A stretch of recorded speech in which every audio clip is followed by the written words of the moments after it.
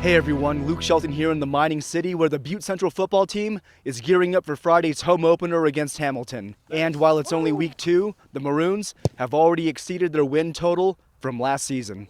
Maroons on 3! 1, 2, 3, Maroons! After a tough 2023 campaign that saw Central go winless, the Maroons kicked off this season with a road win over Ronan. For Central head coach Don Peoples Jr., who's been leading the Maroons now for 35 years, the build-up to that victory began last year. I think we've taken a step forward. You know, we told our kids that after the game that this game wasn't accomplished in 2 weeks of training camp. It was the 10 months from the end of last season to the first day of practice into training camp into that game. So it was the team that played was built in 10 months.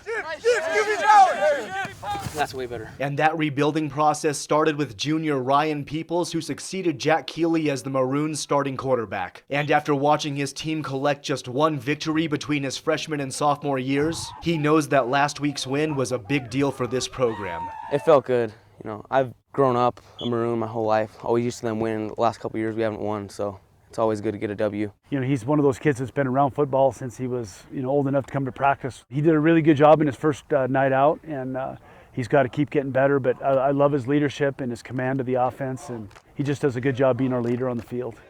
And the hope is that his leadership translates into another victory on Friday as the Maroons look to take another step toward ending their playoff drought and return to the postseason for the first time since 2019. Yeah, that's a big motivator, especially, like I said, growing up as a Maroon. They're in the playoffs every year, so the past couple of years, it's been rough. We haven't been in the playoffs, so it's definitely our goal this year, getting back there.